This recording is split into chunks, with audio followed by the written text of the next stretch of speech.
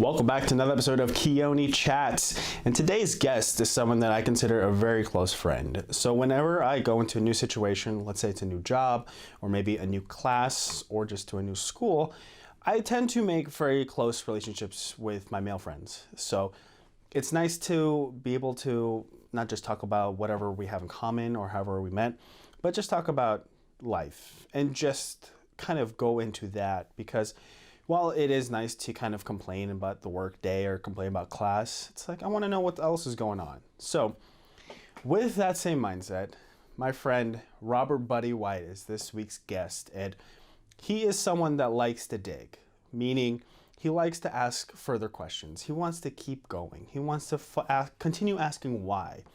And that's just one thing I always admired about him. It's just he wants to try to connect with people, because he'll try to have conversations, whether if it's uncomfortable, and let's say it's towards me and then I kind of shut down, he'll change the topic, but at least we tried.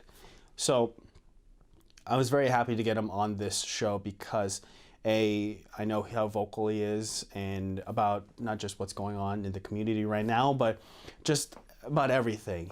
He has so much experience in his life so far that he can speak about it. He can find moments where let's say I'm struggling, and then he can relate it to something and just makes me feel like, oh, okay, it's okay. It's okay. So this was an absolute great conversation, and we went into a wide variety of topics. And after the interview, he even apologized because he can go on a tangent.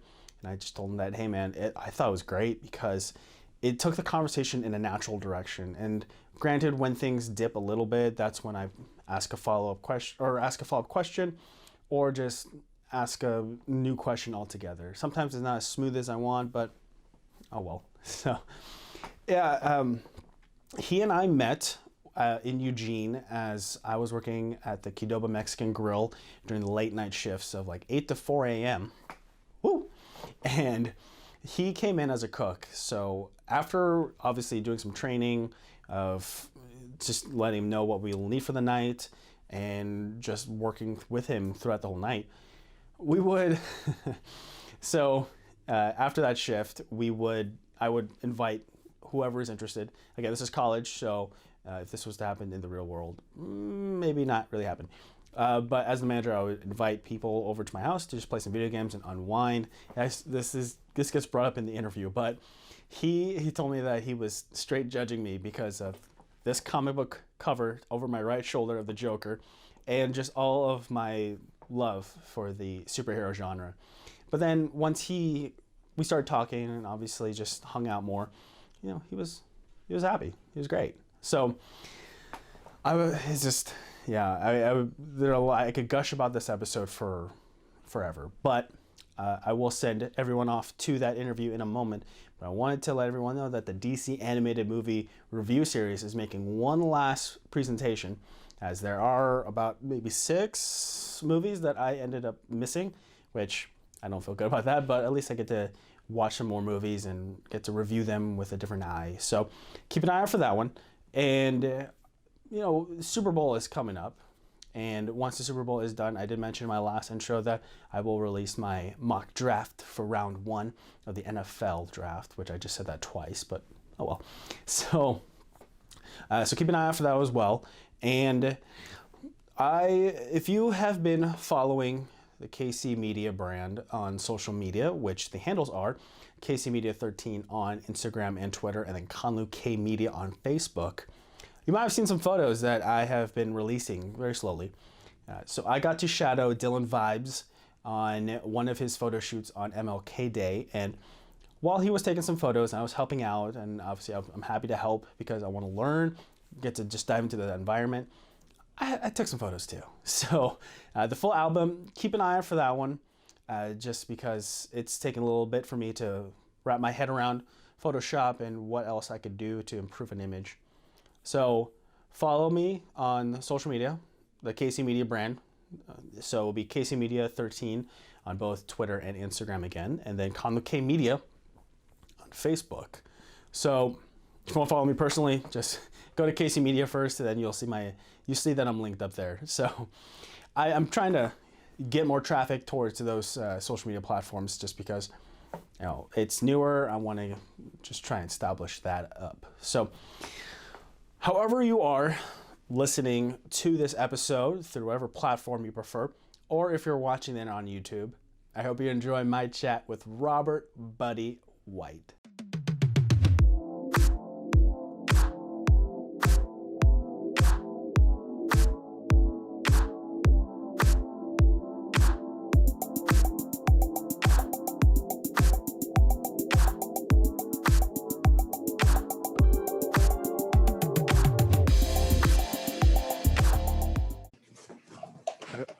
Who's that again?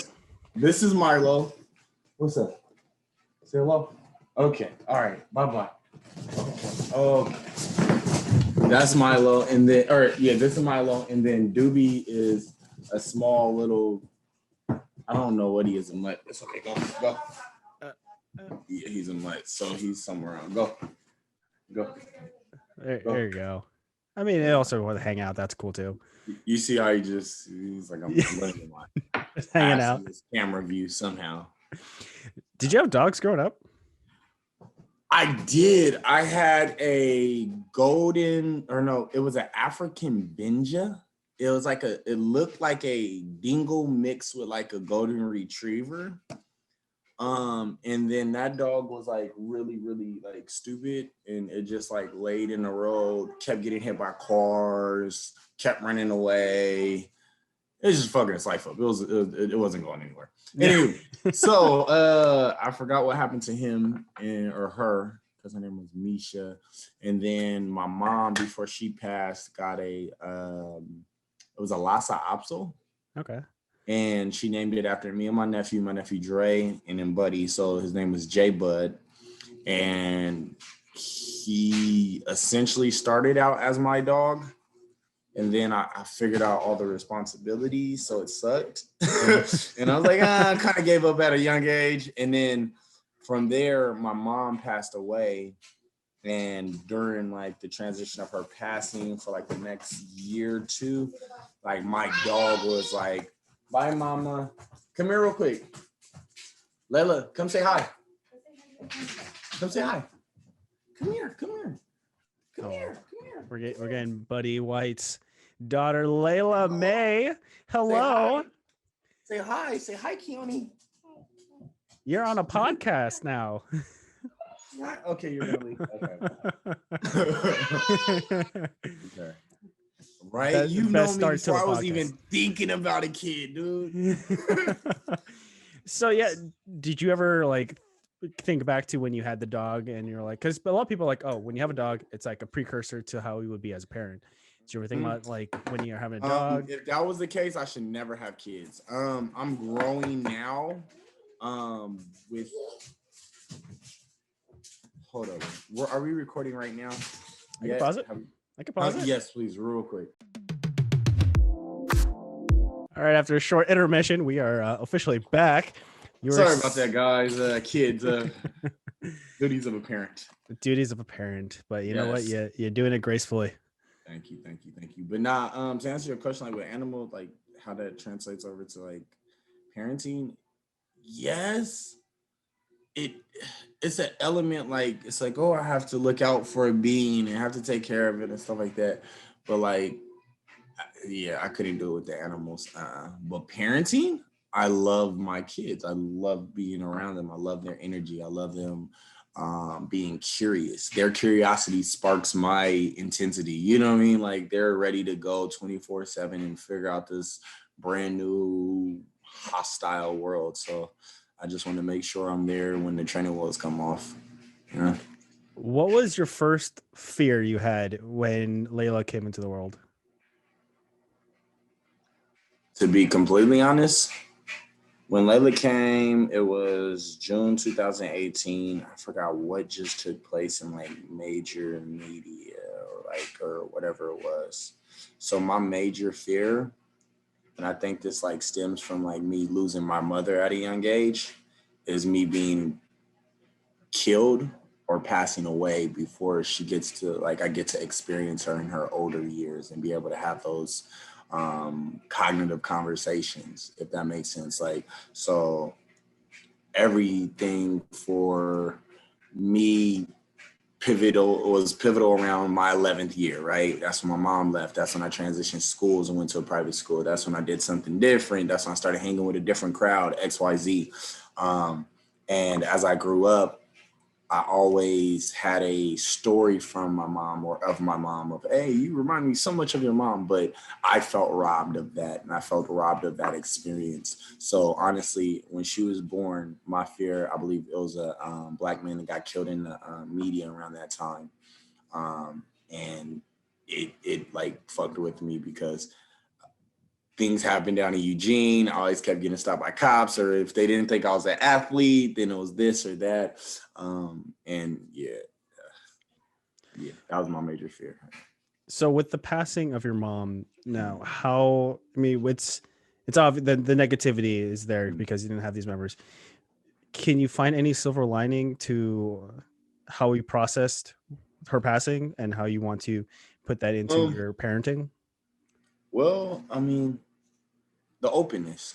My mother was very open. So my mom with me was very open about her drug use in their day and age. So for ours, it was weed and drinking and da. Back in their day, they had their own fancy, and for theirs, it was heroin, right? So she was open even to me as a young age and told me, hey, this was my experience with these drugs. This was this, and then wanted to me to have my own experience, but to be cautious of it. She was more of, hey, this is what's going on in our family. These are the demons that we have. We were alcoholics, it runs in our family. This is things that you need to be aware of as you get older. Um, and the way that has translated over with my daughters is through my life, elements of toxic masculinity has always been there, and it's shielded me from truly being vulnerable, right? And through my little girls, I've learned a different element of vulnerability because, like, I can't be too hard. If I say something just with a little too much bass, she'll shy up and close up, and then it's like, okay, how's my approach? It makes me just analyze myself and want to become a better person for them and their images of what they see, because I'll be damned if another person other than me or the other parent has a narrative over my children. You know what I'm saying? That could be very, very influential. Hopefully it's positive though if they do.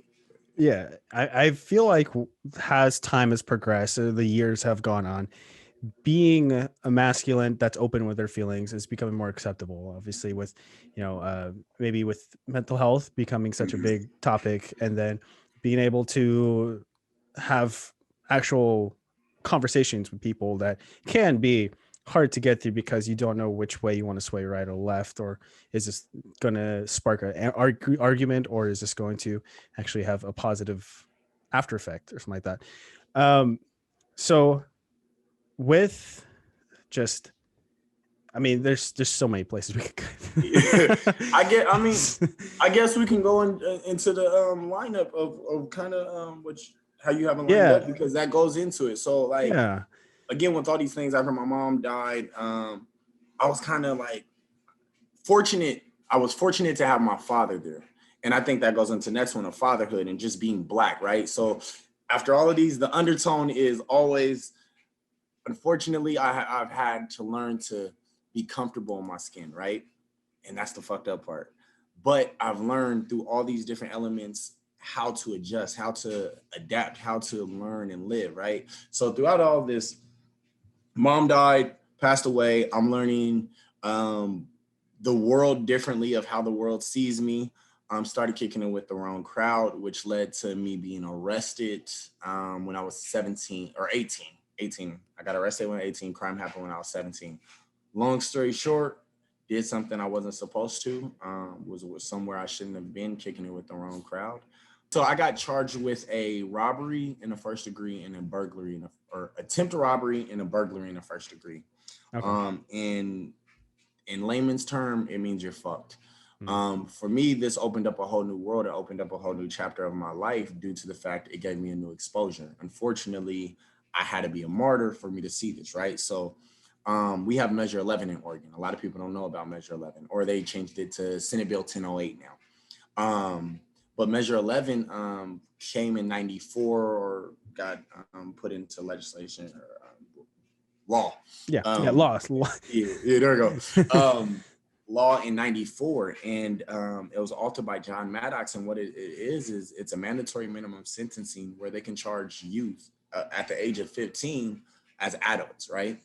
And this happened around the time where a lot of the words or a lot of the triggering words were going around of super predator and the war on drugs and all of this and these gangbanger hooligans and da da da da. So this kind of plays into the story of my skin and again like my life and the journey it has taken.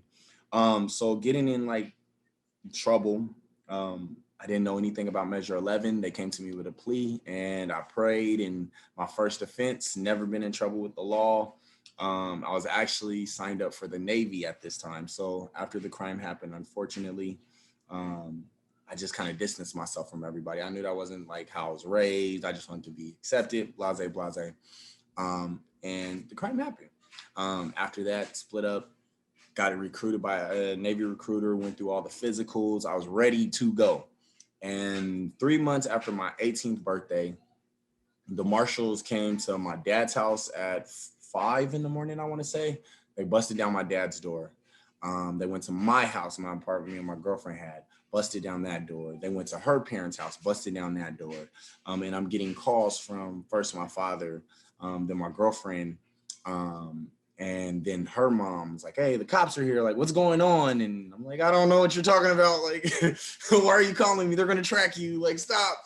And I remember having a conversation with the officer, and this, I guess, is the pivotal point of my whole existence.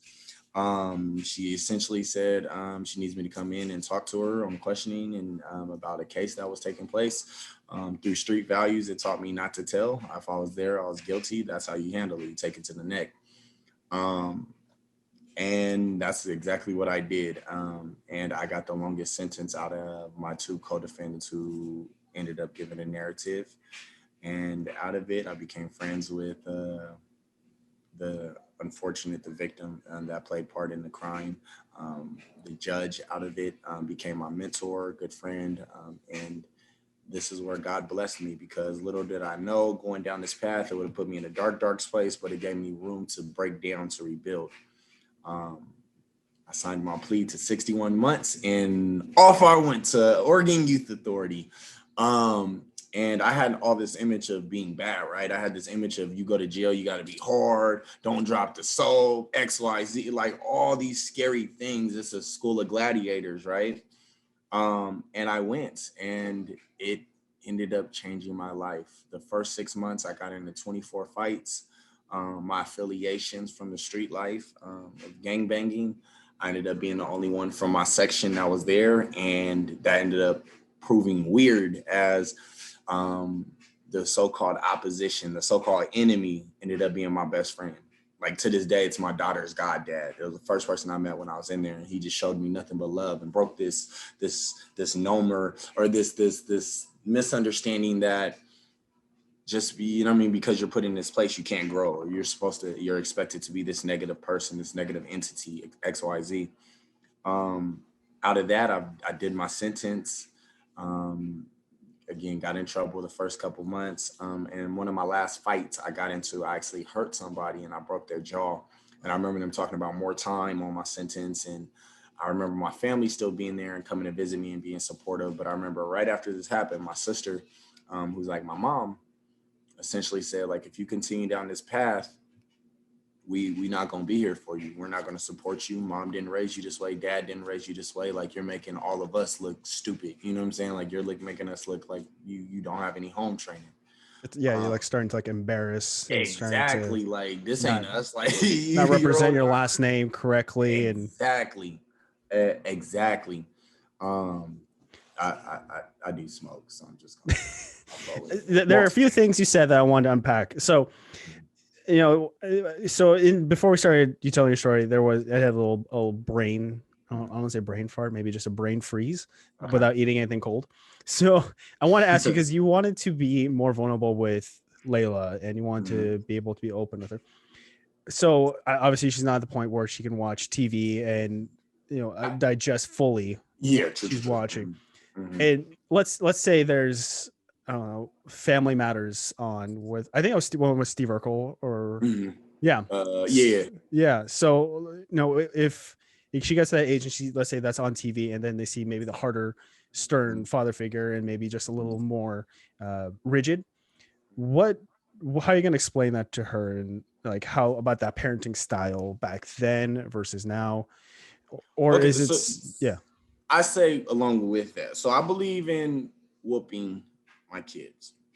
Um, the way America has become is it's really sad because it's a line that can easily be crossed. You know what I'm Mm, saying? Like with that, it's how do you parent, how do you discipline, and da da da da da. With my girls, I use a little more bass in my voice with them. sure, yeah. And if that doesn't alert them to something that is alarming or that they should be aware of, hey, I need you to pay attention to me. Look, hey, Layla, look at me. Mhm. You're not giving me attention. I need you to understand I'm communicating a task to you, or I'm saying something to you for your well-being. You know what I'm saying? Yeah. And it sucks because when I was a kid, I always heard that, oh, I'm doing this because I love you. You know what I'm saying? It's, you don't love me. Oh, it's not coming out. Bubble. Yeah, exactly. One of those. um, and then I now know some of my girls sometimes she'll like do different things, and I'll pop her on the butt. Not hard, nothing leaving Yeah. hard, nothing. You know what I'm saying? But just enough. Again, alert. Hey, pay attention. Let's go. Like, you know what I'm saying? Like, this Yeah. is what's going Okay. on. But I mean, honestly, she's so intelligent. She'll turn 3 in June. Um, and then her youngest will turn, or her youngest sister will turn 1. But my oldest, she's like, I talk to her like I talk to you. I'll give her a task. I just have to make sure I keep eye contact with her when I give a task and Mm. make sure she understands that task. Sometimes I have to explain it a little slower, but once she grasps me, she's, yep, I got it. This morning, didn't ask me to get up to get anything to eat or anything like that. She went in the fridge, got an orange, came next to me, sat down, opened her orange, and started eating. And then she went to go grab her tablet. You know what I'm saying? It's like, Yeah. okay, let me see. You're very capable of it. It's just how do The you give fact it that you to her? said eat an orange and grab her Her tablet. tablet, right? Oh, what? Her tablet. Look, Give me a her coloring tablet. book, not a The tablet. world we live in. The world, they have electronic coloring books on the tablet. The world we live in. Oh my god. I'm telling you, no. I seen a squad of little girls riding down the street, and I say a squad because there's like 6 or 7 of them Sure. on hoverboards. They What? was just zooming. They were just zooming on their little. I was like, Oh, do you remember when those got big and UO and they had to ban them because they were catching on fire on campus? Yep. I hope they fix that problem. Yeah. It just randomly blows up as you're driving. Yeah, nah. I remember I busted my ass on one, like Really? hard, like caught the edge of the couch and kind of like it wasn't good. I think I stepped on one just to try it out, and I was like, nope. Yeah, Nope. I'm good. I'm not that coordinated. impeccable balance. You gotta have great balance. You gotta have great balance. And then you also mentioned that you were signing up for the Navy. Now, Yes. do you have So any military backgrounds? Like, was your dad? so my Or mom was in the army. My father was in the army.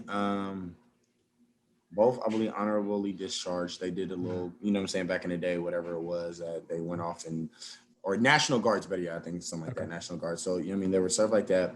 The reason I wanted to get into the Navy, really, I guess it goes back to that around that age, was I was conflicted in the streets by a lot of gang activities. I was conflicted by, uh, honestly, survival, by my own demise. I put myself in a lot of different predicaments of hanging out with people. And I remember right after the crime actually happened and everything took place, I stepped away and was like, nah, I need to do something different. My sister lived up in Alaska during this small period in time. Went up there, lived with her for a little bit of time. Saw just that, like, I've flown into Alaska, Anchorage, and that's what really opened my horizon to there's more outside of my 4-block radius. There's more than my neighborhood. There's more than my city. There's more than Portland, right? yeah. I remember Googling what Anchorage looked like, and then when actually flying into, I'm not sure. Okay, You're fine. actually flying into it,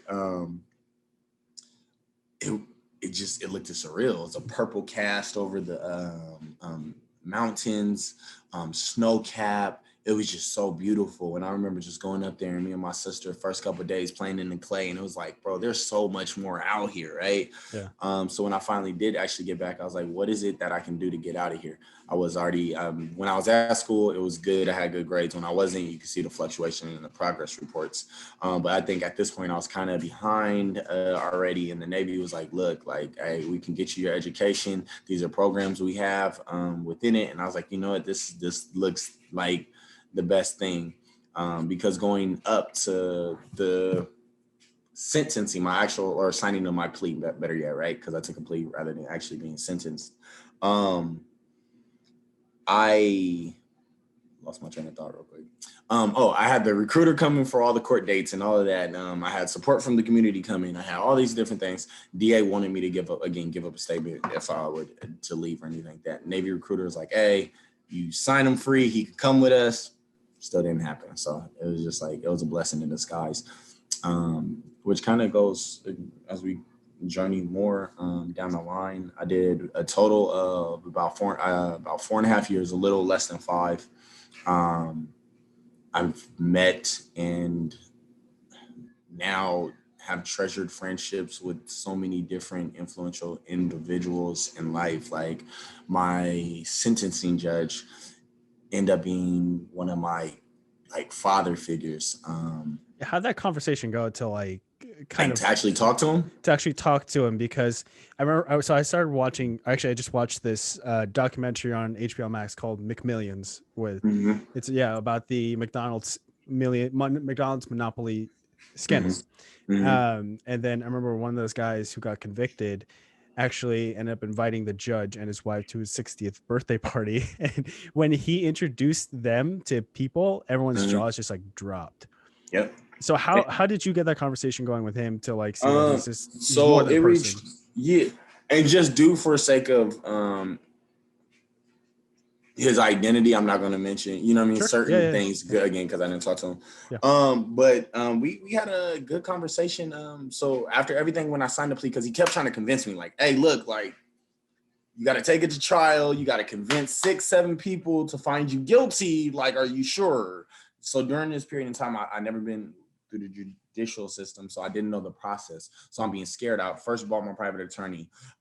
They were talking kidnapping. I was like, what? Like, this is crazy. What are you, like, it wasn't that extreme, nothing. You know what I'm saying? Nothing to that.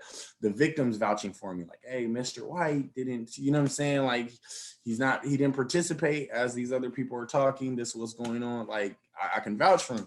They weren't hearing none of that. So during this time period, as we're going through the court, and finally I was like, all right, I'm just going to take this plea as soon as it came. I didn't switch 3 lawyers already, went to this last one. I was like, all right, I'm just going to take this plea. During the plea, and he's trying to convince me afterwards, he's like even on the stand, he's like, he's like kind of some bullshit.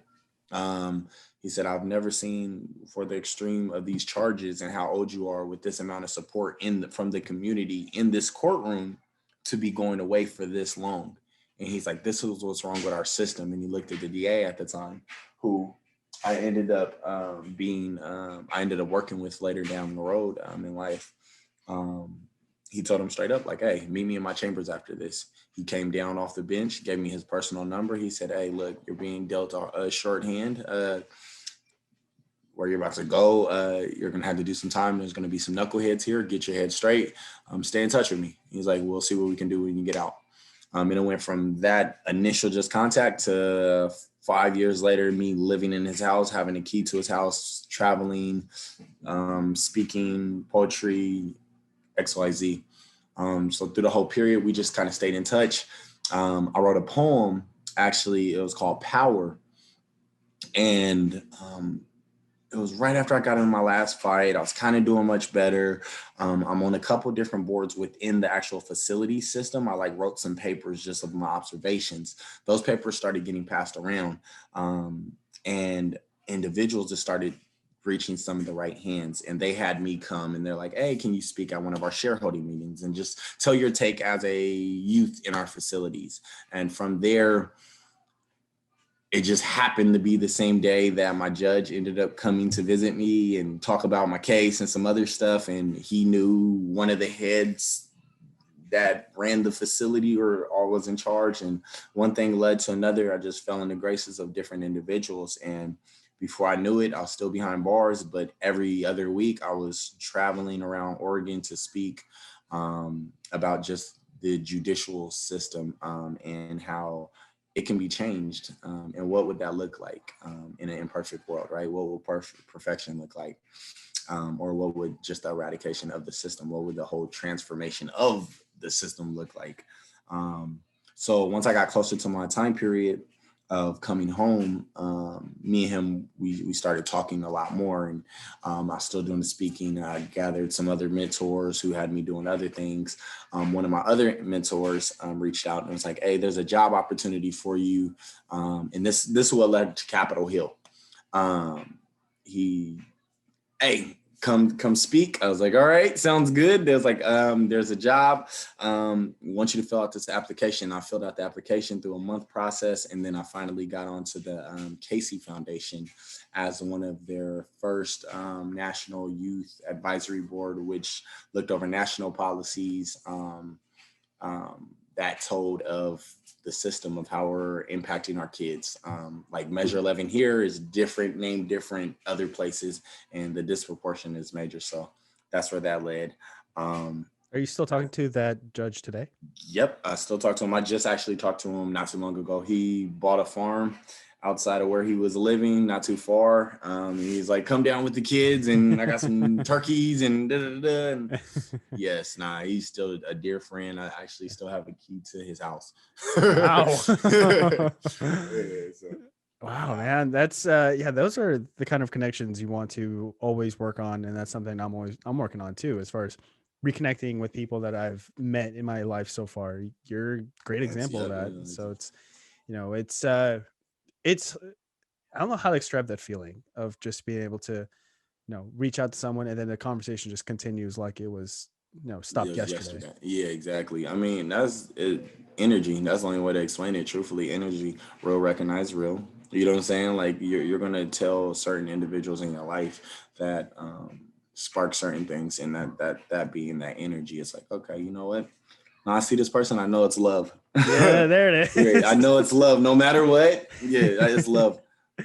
So when you're inside, you're meeting all these people, all these influential people, and your mind is starting to open up different possibilities. Mhm. Was there any fear? Because I'm not sure if this is real within the media or within movies or whatnot, but like some people some people are like afraid to Yep, leave and the hence like sanctuary, this place that they, institutionalized, becoming yeah. institutionalized, right?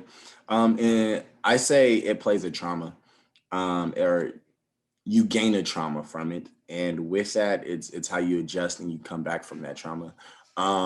I transitioned to a camp setting before I actually came home, where I was in the community and I was working in the community before I even came home, and that was a good adjustment. But even then, it was like some day fairs that happened that we were able to go to, and we're brushing shoulders with people, and it's just like chaotic noise for these has been conditioned for the last couple of years. As you hear any chaos, it's a fight or it's a stat, you know what I'm saying? You got to be on alert. So coming back out, it was like, at first, like, all right, you know what I'm saying? It's a lot of people, it's a lot of movement.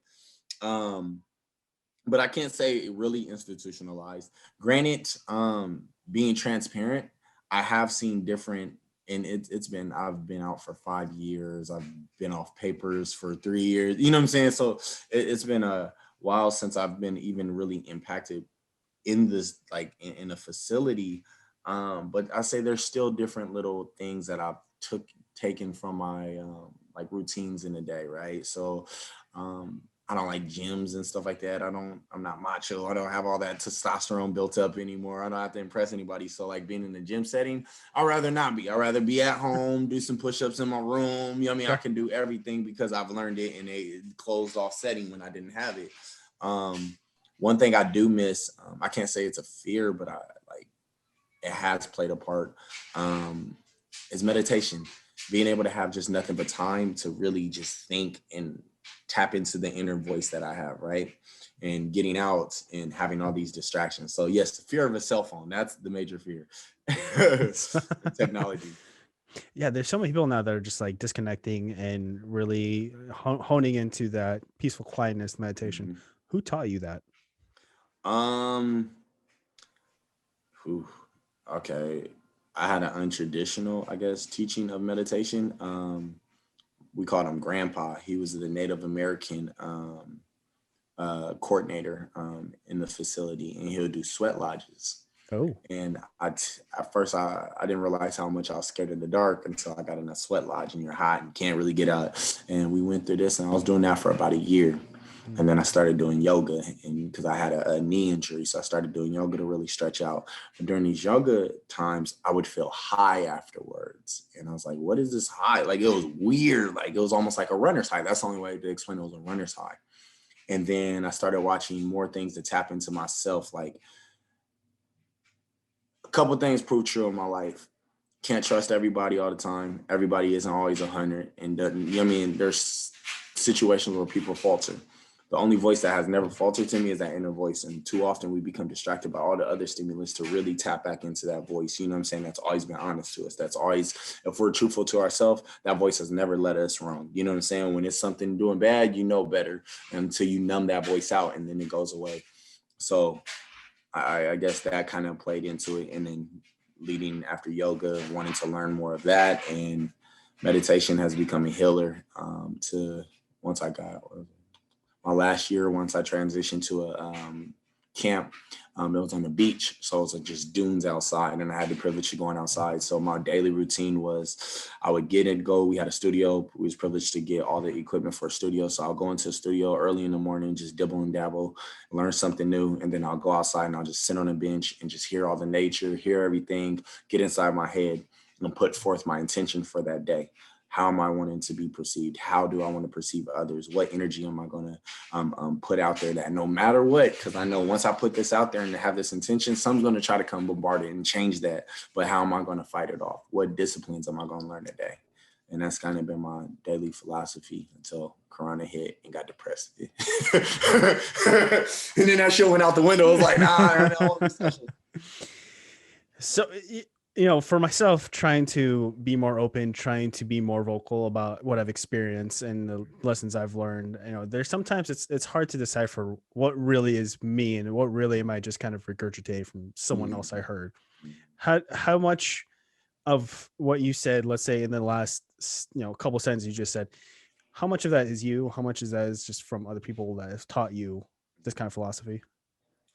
I would say through and through, it's 100% me, because I feel like I've become part of my masters at the same. You know what I'm saying? Mm. I feel like those who stop being a student are wasting their potential. Like why? So for me, I want to constantly learn. I want to constantly improve. I want to constantly take and adapt. I tell people I'm going to steal that from you, and I'm going to make it my own. I'm just gonna switch the words around, and that's Yeah. my philosophy. Like real talk. And I hope they see it as a compliment. If I put something out there and I have people wanting to jack my shit and wanting to, hey, let me reuse this, or you know what I'm saying, or I can see how it can affect my life, then no, by God, it wasn't meant for me because it came out of me. You could take it, use it. You need it more than me. You Well, know? yeah. Plus, like, if you didn't want them to use it, then obviously you would True. not have said anything to them. Yeah. There's ways to go about it in that way. You know what I mean? Yeah.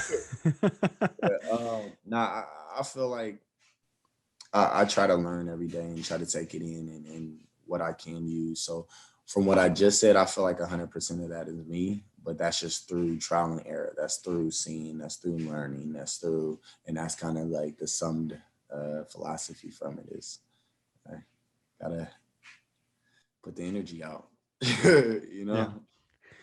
So I want, originally my plan was like, oh, I wanted to start this conversation by mentioning when Black Lives Matter happened. I reached out to you because you're very passionate, you're very vocal about rights, equal rights and all, equality, justice, and Yep. All of it. all of it.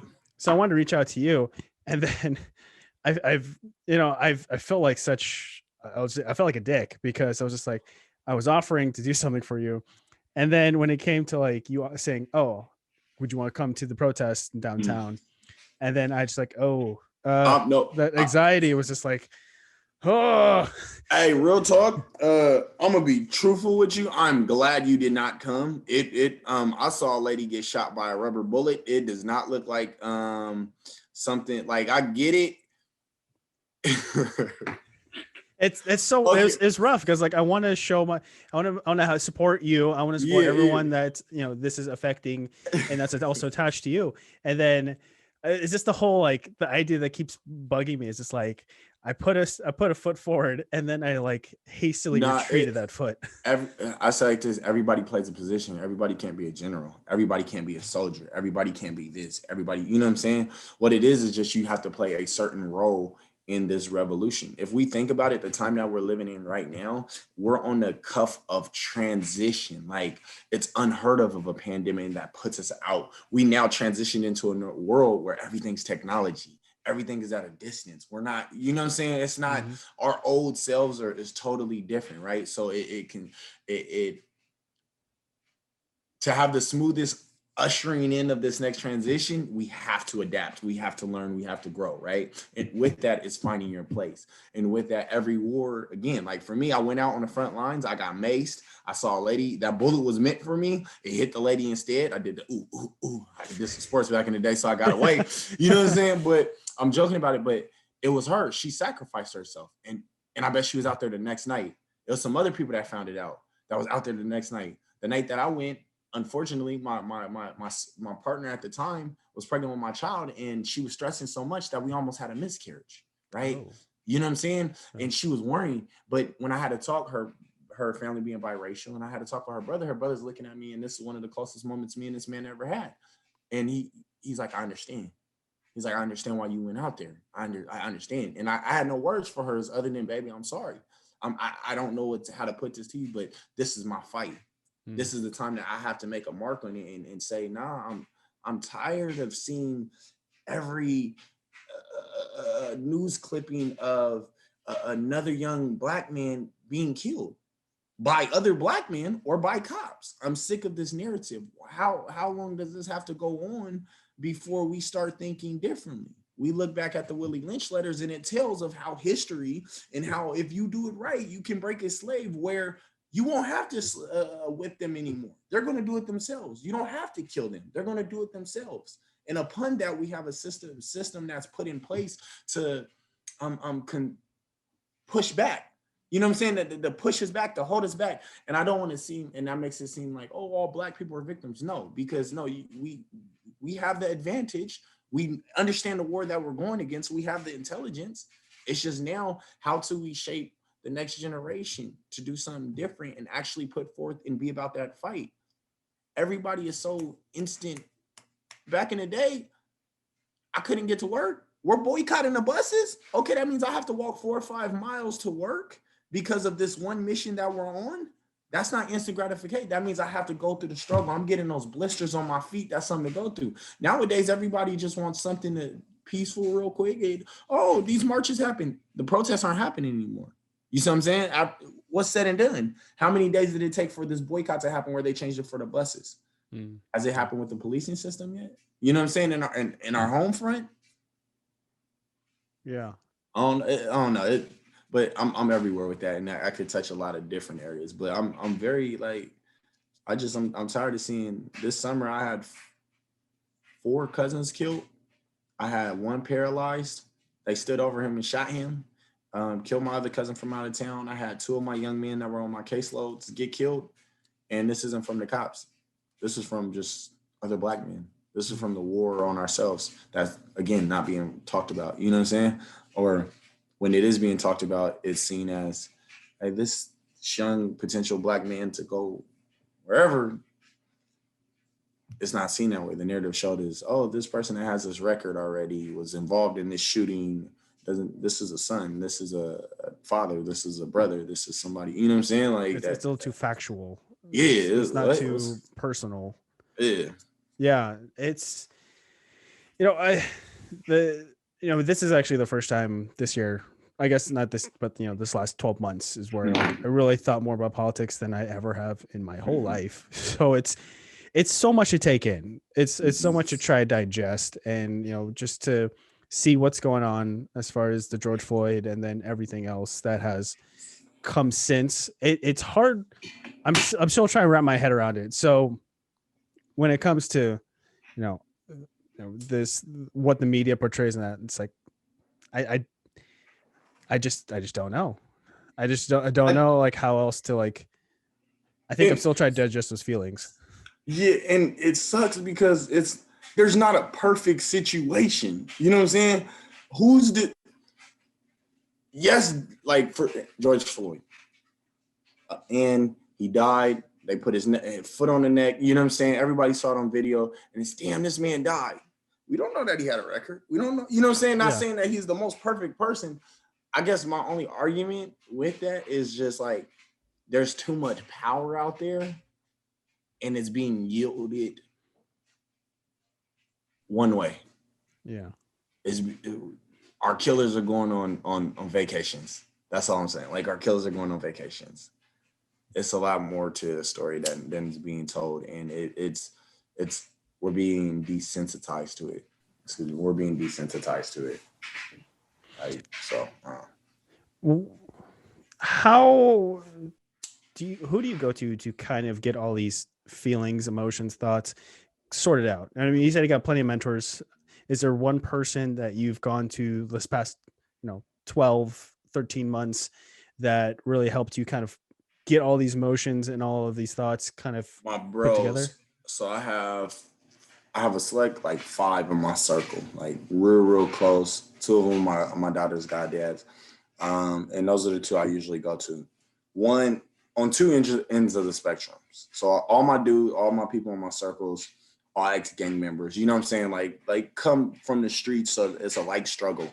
But the one that I refer to, he's ex-gang member, now working all in the community, doing all kinds of different things, opening up all these different lines of just stuff, and I'm proud of him. And then the other one on the other end is you would meet him, and he's the most goofiest person, but at the flip of the hat, is still with all the activities on the gang stuff. You know what I'm saying? Like, hold up, like this is where I'm from. This is what I'm about. Don't take that. You know what I'm saying? Like, this is something I will die for. This is my creed. And as much as he's for that, on the other end, you'll see him babying his daughter and his son. And it's just like, like, how can you be these 2 people? You know what I'm saying?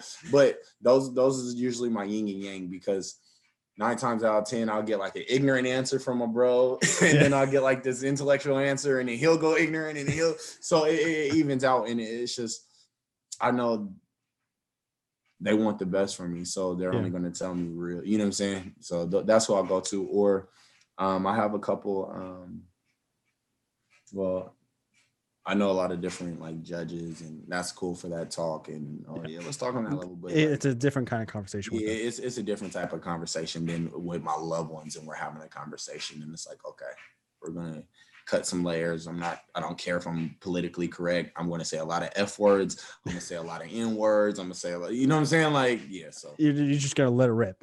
Yeah, I mean, why should I censor myself for the comfort of someone else if I'm not purposefully being offensive? Yeah. You know what I'm saying? If I'm just speaking honesty that anyone can speak, are you getting mad? If you're getting mad, that's something inside. You know, I don't know. That seems like a personal thing that it's just like, hey, we can have a conversation about it. If not, I don't. Okay. I don't lose sleep. So I wanted to make sure I mentioned this before we get too far away from it, but my condolences on the passing of your family, your extended family. What were you like when you heard that noise? When you heard heard that news? The news, I was cold because I wanted to continue the cycle. Can you hear me? My bad. I feel like No, you're fine. The microphone just hit my chin. So okay. I was like, do I have to speak up? No, you're good. You're good. Really, I became numb.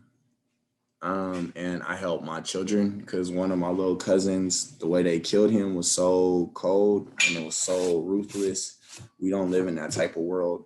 They killed him laying next to his son.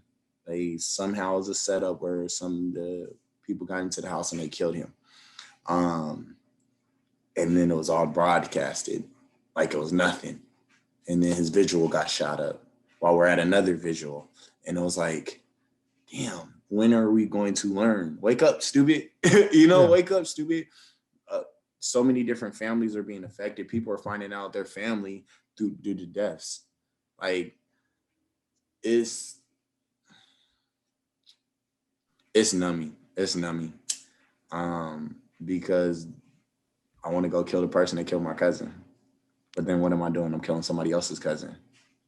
It's a lot. I did have a privilege, and I say a privilege because I feel like it showed a growth in me.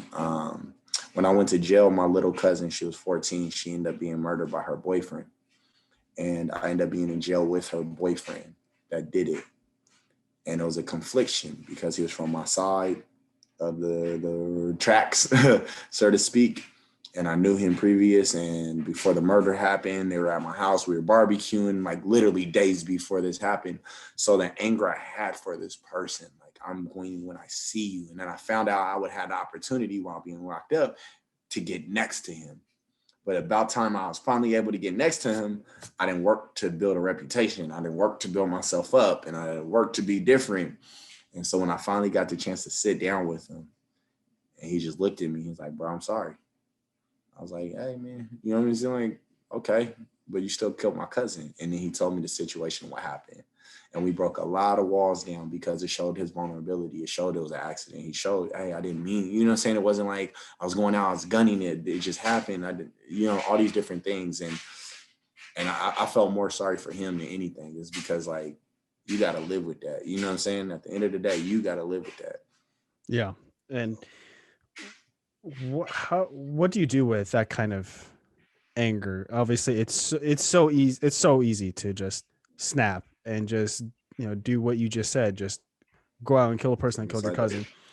When you decide to not do it, when you decide to take the righteous path, what do you do with that leftover energy? Do you just like exert it on like change it into creativity? Change it into creativity, and that's where writing came from. For me, that's where writing came from. That was my outlet. That's where Good Morning America came from. That's where Power came from. That's where Liberation came from. That's where all these poems that really sparked intensity in me, or I felt strong enough to go kill somebody over, or I would fight and lose my life over it, then I need to get that out. It's something that's happening to charge for a reason. So why is that? Let me dig deeper and figure out what that reason is. And that's how a lot of these poems emerge. I was angry. I was sad. I was deeply in my emotions, and it was either lash out and go deeper down a darker, numbing road, or figure out how I can be constructive with it. And that's how I came. Was when I used to get, like, when I first got locked up, I started seeing a therapist a little bit because I had a lot of anger inside, and it was directed in a lot of different ways on my anger. But this being was just, I was just loud. I was amongst everybody else. I didn't have really a voice. Nobody was listening to me. I was locked up, fuck, mad, just da-da-da. What I did was I started listening to classical music. And because I hate classical music. I fucking hate it. Hate the fuck out of classical music. Classical music makes no sense. It's staying classics. Fuck all that. Anyway, but I would listen to classical music, and it made me even angrier. And then I started working out. Like, all the anger, I was just, and then I can show you old pictures where I used to be a big, just meathead. Again, when I started working at Qdoba, I was slimming down. I was like 205 then. You were pretty, I don't want to say twiggish, but you were like lengthy I was stocky. I was very stocky. Stocky, that's the better word. It's because I'm long, it don't look like it was a lot of muscle mass there, but over the years lost it. We're not bringing up fitness today. Not existent.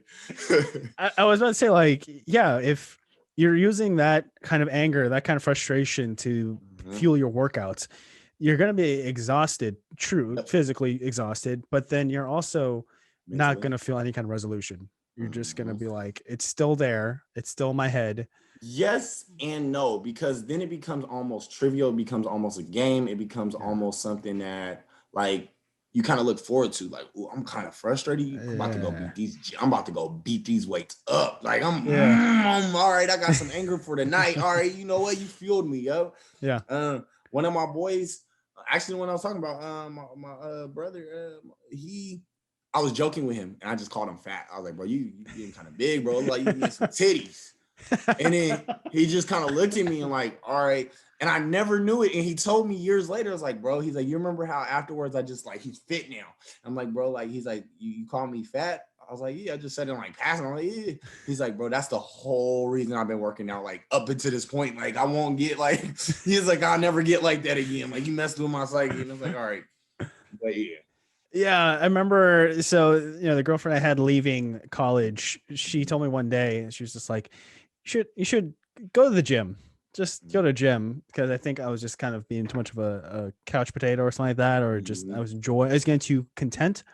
So then I went, and then I was like, oh, right, this is what that's like to Yes. get some exercise in. And then now, like, well, granted, the gyms are closed, but if they were open, I'd still go, just because it's But I mean, I remember what Dwayne Johnson is. It's his iron paradise. It's some yeah. form of iron paradise for me. It's a heaven. You get away, you get lost. But I mean, you think about that. I mean, when you're working out, it's good for you. It's letting off chemicals. You feel good about yourself. Dopamine's going off. All these different things. So I mean, it's that is the goal right there. Yeah. Do you feel that sometimes your creativity is at its peak when you are, cardio or lifting weights? Do you find any kind of inspirations during that time? Not working out, surprisingly, landscaping. When I do landscaping, that's when I'm at the best of my ability. While in jail, I gained the skills of landscaping and stuff like that. I was raised on landscaping and stuff like that. After getting out, I did landscaping for actually while I was at school at U of O, I was doing landscaping also after Qdoba. Yeah. But that was like, it was something about seeing the start of a project and being able to shape earth with your hands, and then seeing this beautiful finished product, and just like the process, me thinking of this process of what I have to do, and then having to go through it and be very meticulous about it, and just that concentration and control helped me, where I would write a whole poem in my head. Like while I'm working throughout the day, I would write a whole poem in my head and then get home and hurry up and write it down. Like word for word, like write it down. And there'll be sometimes where I'm actually sitting down trying to write and I can't write anything. And I'm like, all right, just let me get to work tomorrow. Yeah. Or I'll just put instrumentals on and just zone out and just create my own world.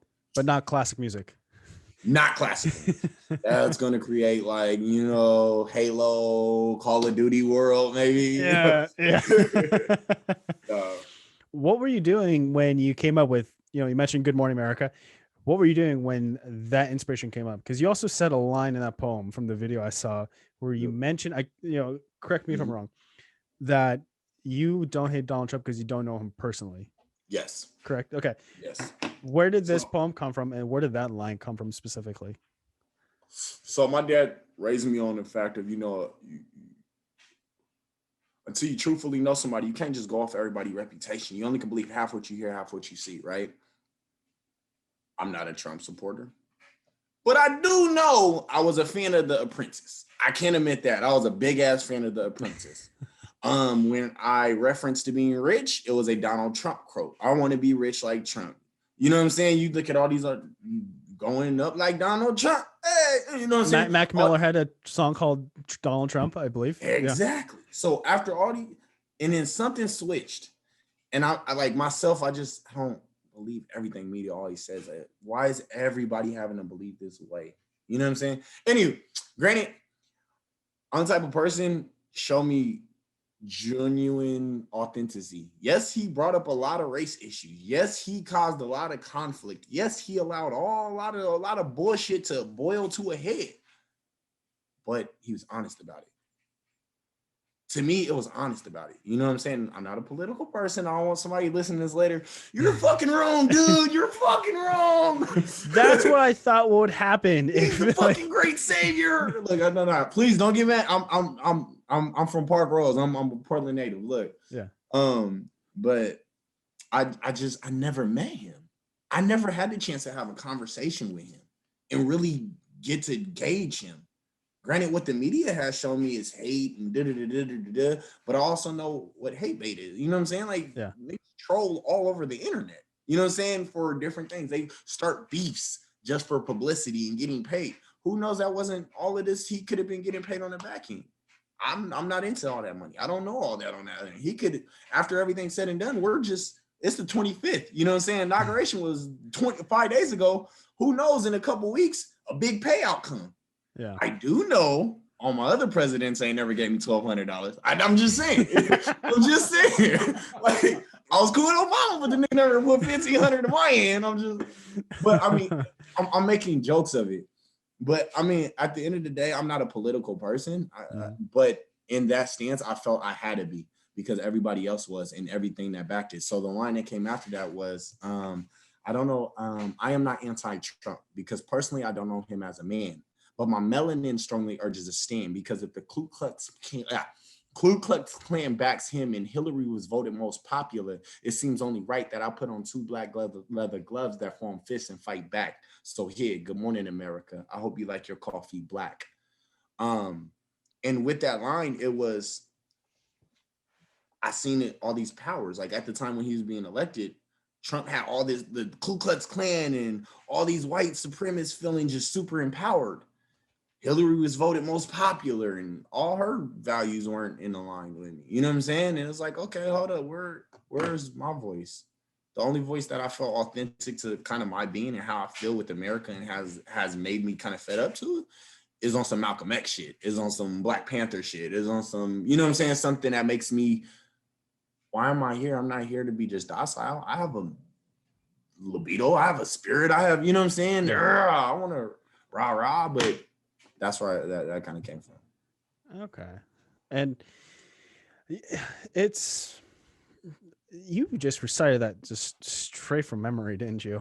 Yeah, I mean, I could do the whole poem, and I might mess up on some spots. It's just a little like just saliva in my mouth. Are all of them locked up in the brain, or do you have like a document or filing most cabinet? of them?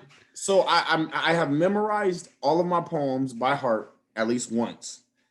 Granted, if I'm doing a new show or stage or something, I will always go over it again and recite it because it'll be some in particular that I'll miss or something like that. It'll just, yeah. But usually I remember everything. I was talking with that's fine. So I was talking with a friend, and he's a photographer, and I was telling him how, you know, I'm trying to help him put his business out there by giving him plugs. You know, I'm not afraid to do that. But I noticed that it took me a very long time to get it down, a very long time. And I told him that, is it normal for us creatives to be harder on ourselves than harder on the work that's getting done? Now, for you, when you go to, like, let's say the, what is it? The Wicked Wednesday, 2019, Wicked Wednesday, yep. The poetic justice bossing up. When you're shout out to both of them, John Slaughter and DJ Wicked. Period. Legend of the town, DJ Wicked. So when you're prepping for that, you're reading over the poem that you're going to recite. Now, are you trying to do it verbatim, like word, or are you just trying to like feel the flow?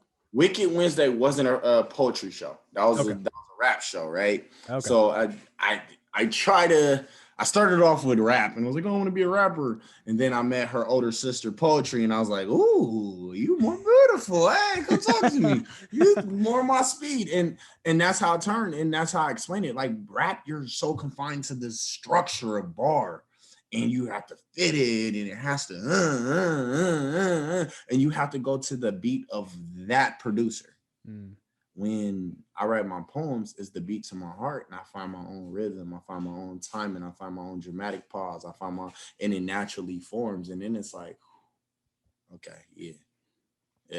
Like Good Morning America. Every time I recite that, it's weird. Every time I recite it, it gets closer to the end, and when if I find that flow of like my rhythmic or my rhythm, then it charges my emotion. And then I really tap back into the spirit and when I wrote it. And then it just tears of like, oh God damn it. Then cried, oh goodness.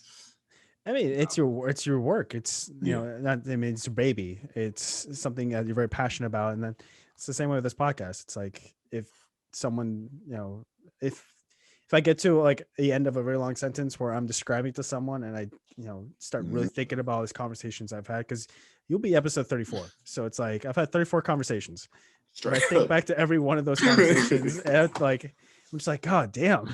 Either A, I'm growing as an interviewer, or B, I really sucked ass at this at first. So it's like, it's normal to get choked up at those things. It's learning curves though. Like it is I feel like you can't be the best starting out. You know what I'm saying? You have to fuck up, you have to be awkward, you have to go through those growing pains.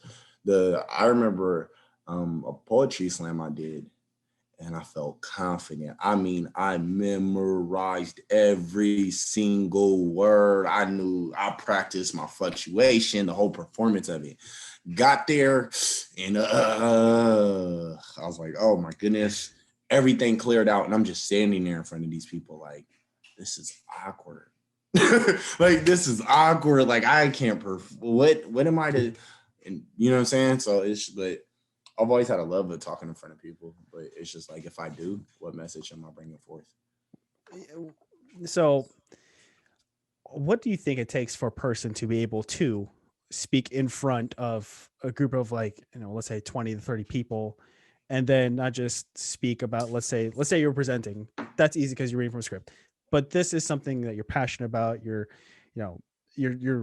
wrote this with love and intent and blah blah. Yep. But then you're starting to recite it in front of 30 or 40 strangers. What kind of characteristics do you need to be able to do that? Wait, say that last part one more time. What kind of characteristics do you need to have to be able to do that? Surety. You have to be sure. You have to be sure in what you are giving out to the world. Like, your first impression is any impression. You can win it and you can lose it. I am a big believer in New Year's resolutions. There's a lot of negativity towards it just because people are saying that you shouldn't want to wait until the start of January to try and prove yourself. But for me, it's always fun to see what I can do or see what crazy thing I can challenge myself with. But one resolution that keeps on staying from year to year is fitness. I love to be in shape. I love to be active. And this year, it's a little harder to hit that resolution with COVID-19 still being an active thing, just because the gyms in Oregon are closed down, and as we're in January, about to hit February, it's cold, rainy, or at this very moment, it's snowing. So being able to go outside and go for a long run is not really an option.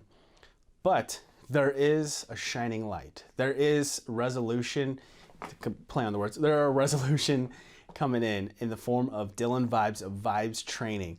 If you go to vibestraining.com and then you hit the blue button, you will register, and then once you are registered, you will be prompted to download the app, where you will find a wealth of workouts that can range from 5 to 60 minutes. And then as far as equipment needed, you can go from needing nothing to needing maybe some bands, some dumbbells, a barbell, whatever. You can customize it to what you think you can work with at your home, or if you're able to go get some dumbbells or whatnot, then you'll be set for those kind of workouts.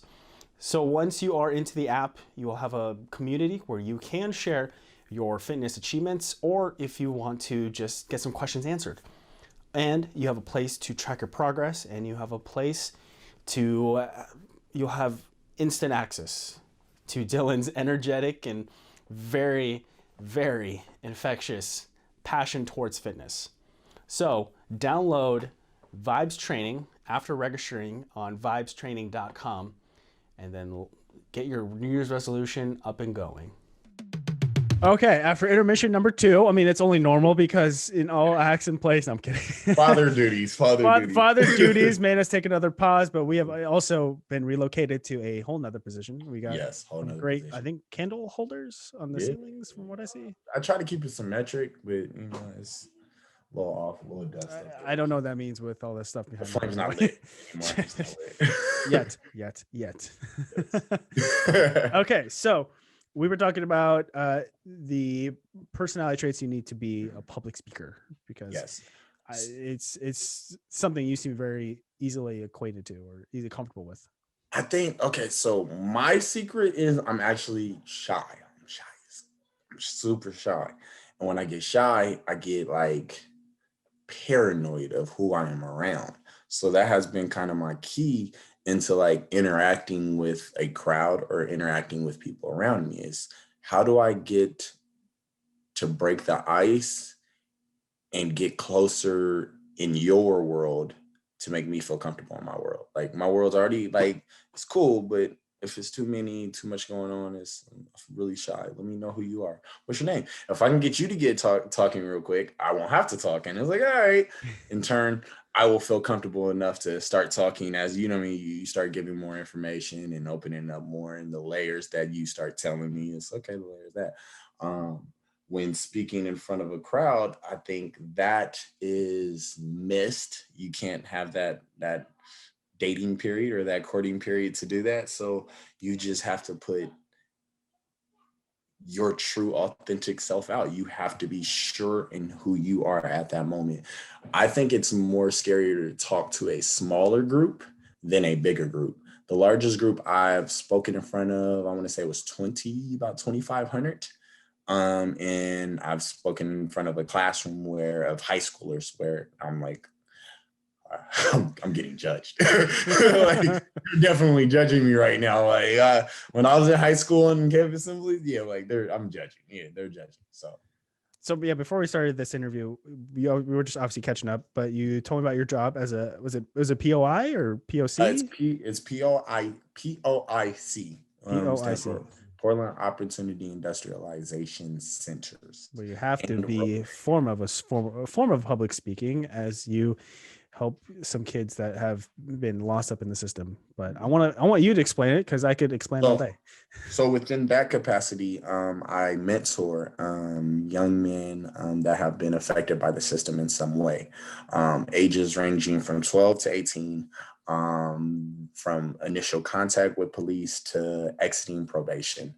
That's my day-to-day job. That is what pays the bills and is what I really enjoy doing.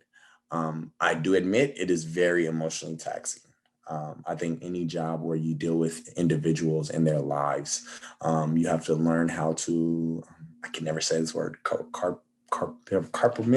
I can't say it either. It's annoying. It's compartmentalized or yeah.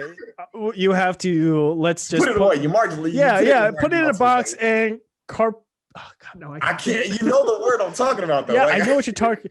I'll put it in the bottom exactly the word. That way, people that are watching they know exactly what I'm trying to say. But put those emotions in a box and then file it away for like a minute. Hey, please don't meme me for messing up these words. Nowadays, you gotta look.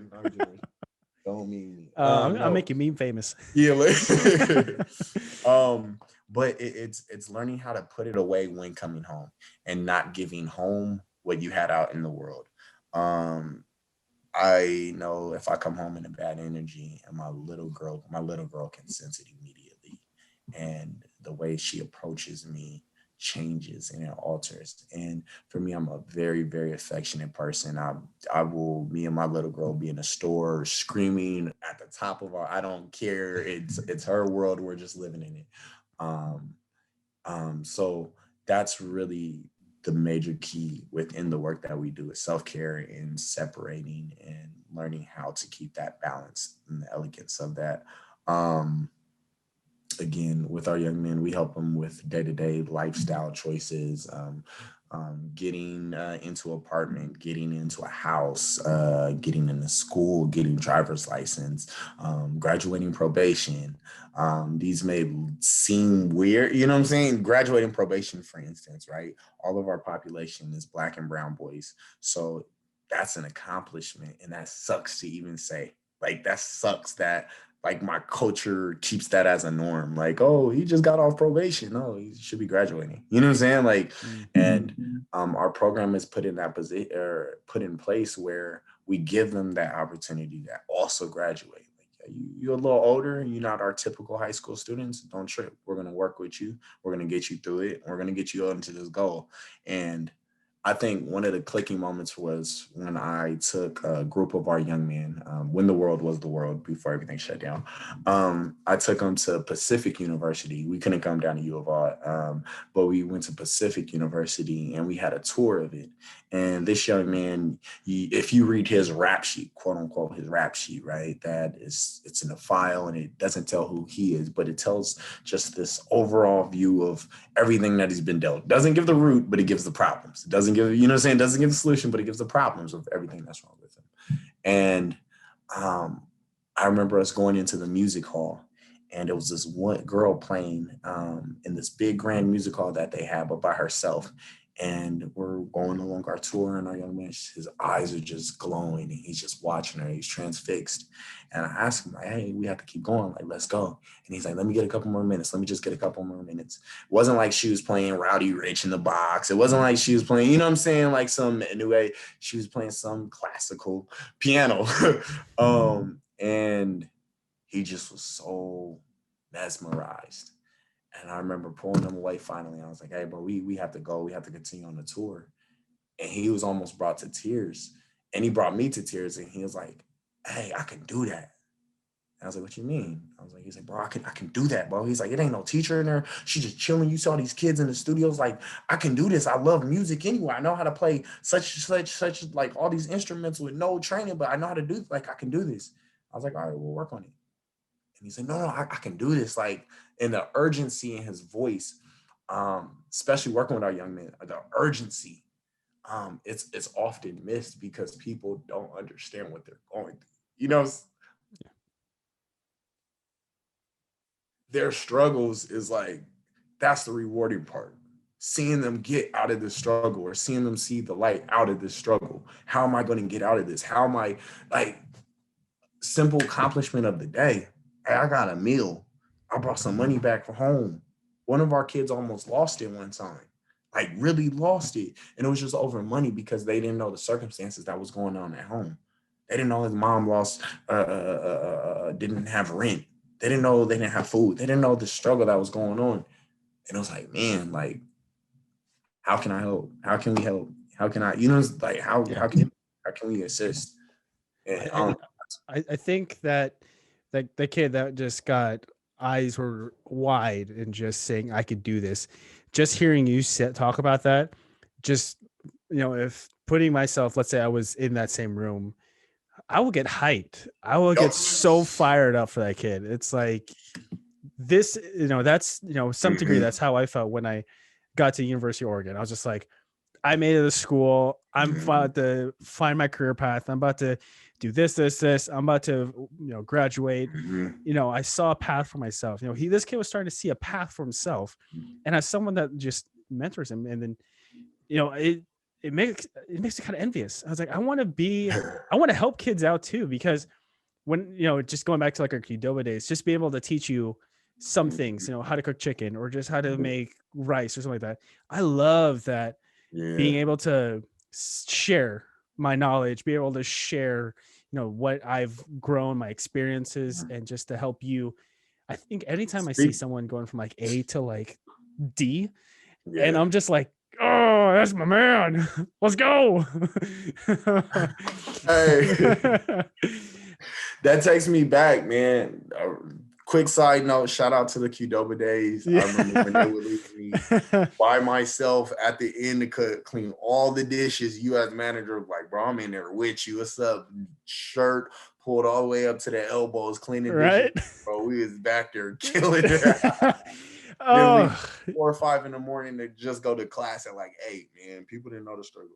Yeah, but, man, but it's fun, but again, you're creating these memories that, you never knew that this kid will hold on to way down the line, because, let's say he goes to Pacific University, does a music program, and then next thing you know, he ends up in Carnegie Hall, or he ends up doing this, just because of you. You never know.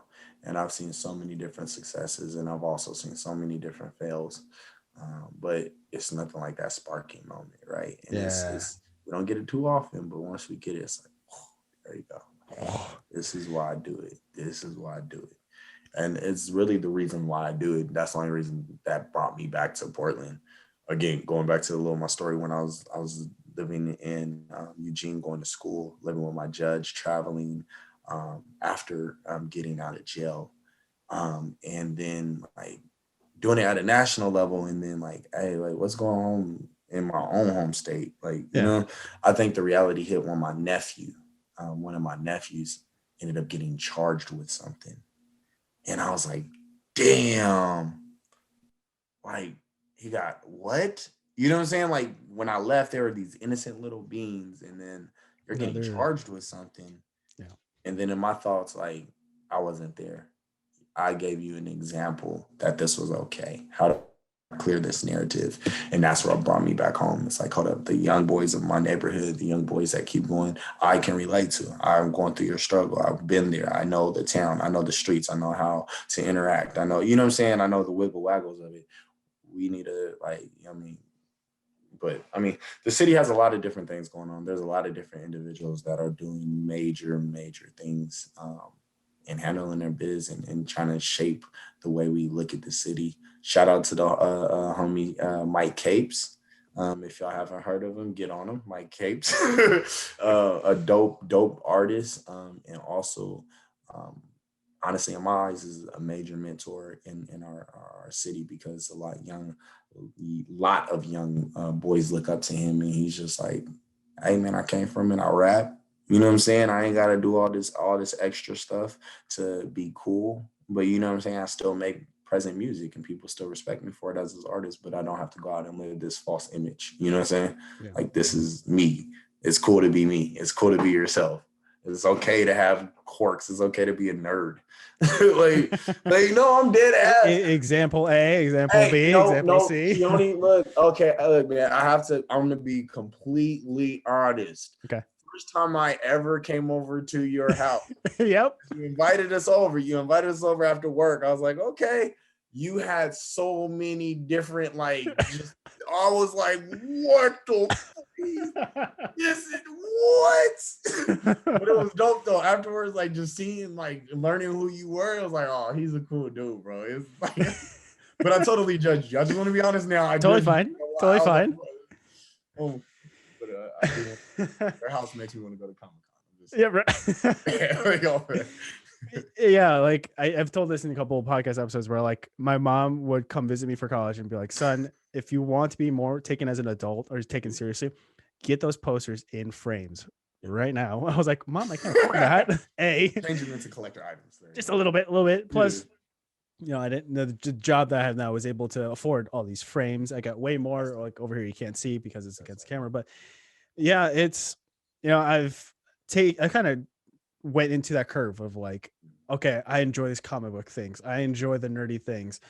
I'm not gonna like blemish from it. I'm not gonna hide from it. It's like, I don't know much about this comic, but I want to read it because it looks cool and it could tell an interesting story that I never thought could happen, honestly. So yeah, it's I figured, you know, when had that at the college house and maybe bring a girl over, sure, maybe that would have just made her run the other direction. But yeah, no, I've also survived. I'm alive.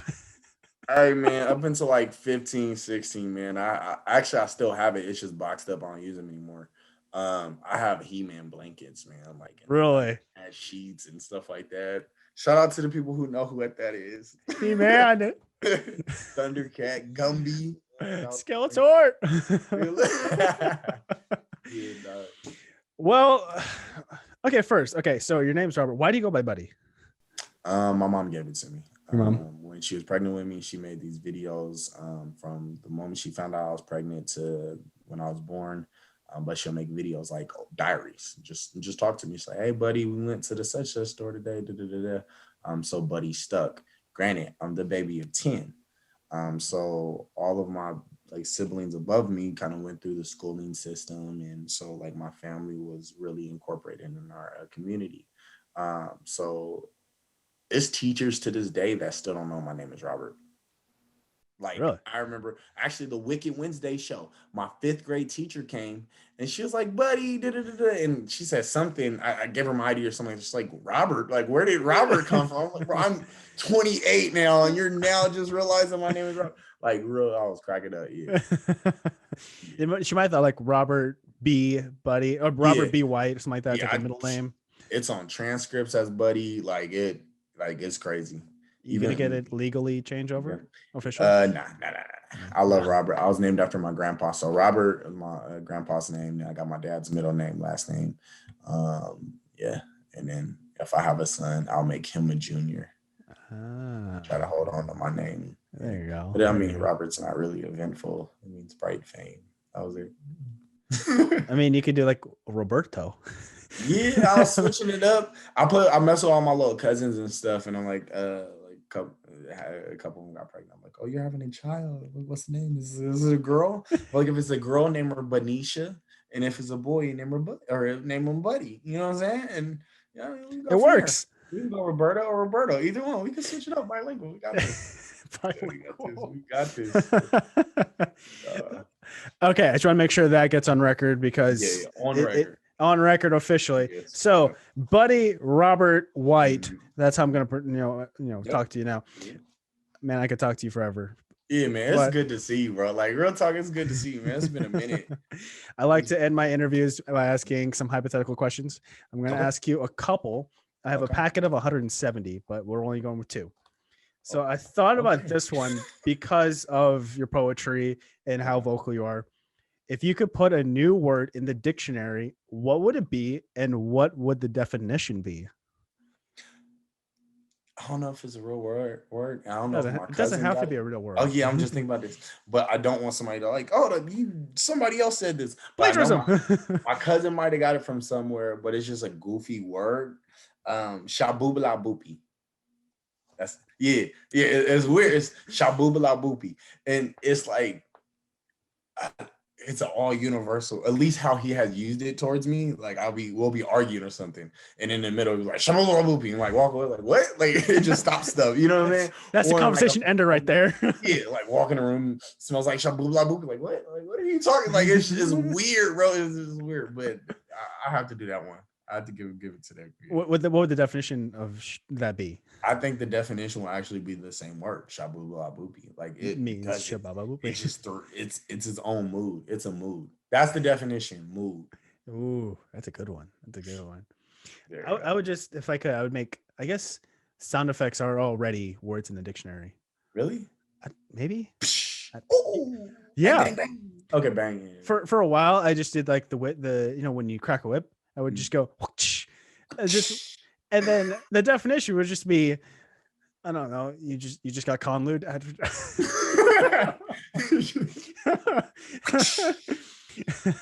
when I was dating my recent ex, I would do that, and then I was like, if it was in that kind of context where it's to a loved one, it would be like, I got your twinkle in my eye or some crazy crap like that. I don't know. Look. Okay. Okay. My second one. Would you choose to know your future if it meant forgetting your past? Nope. I would not. Nope. The future, I want to live it. I don't want something that's already, I mean, granted, I believe in things being already predestined. Like, you know what I'm saying? I believe I have a journey I need to live and stuff like that. And I will go down the correct journey I need. I don't want to see it. I like my past. I like referring to my past. I love my memories. I love all of that. That makes up until this point so fruitful, knowing where I came from, knowing what I've been through, to be able to say I'm standing here at 28 with 2 beautiful little girls looking up. You know what I'm saying? Like, that's my, like, real shit. Like, ask me at 18, I didn't think I was going to see 20. Ask me at 20, I didn't think I was going to see a certain age. And to be making it to this milestone is just like rewarding of all the years, because we've been in some shit now. This kind of ties into my views on religion. It's just because people ask me, like, do you believe in God? But I was like, I say no. But then I also kind of follow up with, I also really love shows that have to do with God and the devil and that kind of mythology. It's just because I believe I set my own future. I believe I there might be a path laying out for me, but I get to choose that path. It's like I could either A, not eat a sandwich, or B, eat a sandwich. I'm gonna eat a sandwich because I want to eat a sandwich. Opportunity cost. Opportunity cost, yes. Mm-hmm. Yeah. So Okay. that's why I'd rather, just I feel that. but I feel stick with the present Yeah. and the past. Yeah, just connecting waves. Okay, I got a question now. Look, period. Look, I'm gonna Sure. throw one weird question at you. So Okay. paradox, whatever. I guess this is going down a religion track. If you're reincarnated, you couldn't be a human. What would you reincarnate as, and why? There's so I work at Lake Oswego, which is somewhere a fancy neighborhood of Portland. Which For the sucks. I got my car stolen there. Go figure. Go ahead. well, now it's no longer a great place. No, I'm kidding. So I go running in that neighborhood that's kind of close to my work, and I see a bunch of peacocks. It's just like a house with peacocks in the front, and I just kind of run by. I'm just like, interesting. I think it's just because it's. I think my answer will probably change if you ask me this question like maybe 2 hours later. It could change, but I think it's just because I want to be noticed, and I'm an outgoing person. I could be a little colorful, like it because I'm not wearing a blue shirt right now, but like I have floral shirts and some plaid stuff. I really do. I went hard into that skid. So you gave me the plain shirt. I didn't get the woo. All right, man. I just came from work. He was like, man, I'm just gonna throw this on. Right? But I like to. I guess yeah. Is this gonna go to my like young child syndrome or younger sibling syndrome where I'm trying to always get attention? It's just I like to if something I don't know if this is me being too ego driven or just too loving of myself, but it's like if I was a peacock, obviously like I have the colors to draw attention, but then also like loving, but then if you like do wrong to me or like you step on my eggs, maybe I have eggs, children, I don't know, then I'll go vicious. Hey, I got chased by a peacock out of Canadian Park once. What? Yeah. Long story short, I was in the park, walked around the bush. Peacock was there, like. Did I just give you PTSD then? Yeah, probably. Yep. That might have been you back around. You know what I'm saying? Yeah, that's my second life. Hey, look, man, I'm telling you. But I think I think I'll be an elephant. Elephants are just so majestic and beautiful, and they hold so much power. Yet they don't have to flaunt it, right? They don't have to throw it around and let you know I'm the strongest animal out here. I'm walking with these small steps, but it makes such an impression, and they got good memory. So, that's true. I heard about that. And they got 6 foot. Never mind. What? No.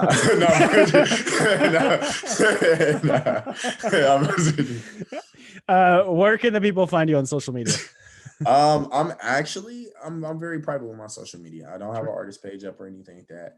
I always want to be like I think my allure is like when I step out, people will know who I am from my reputation, but I want like a town reputation.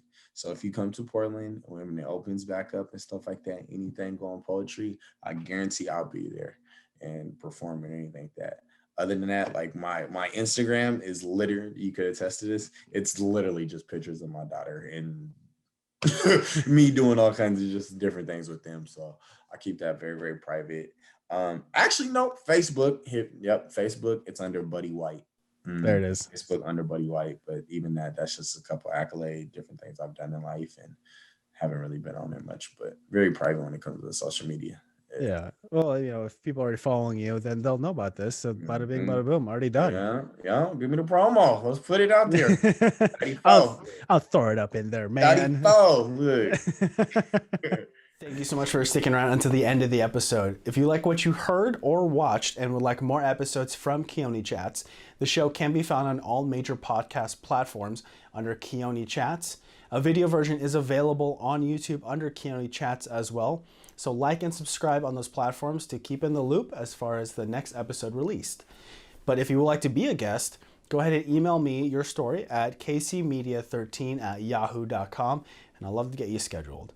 To keep up to date with all of the episode release announcements on social media, the KC Media brand can be found on Instagram and Twitter under KC Media 13.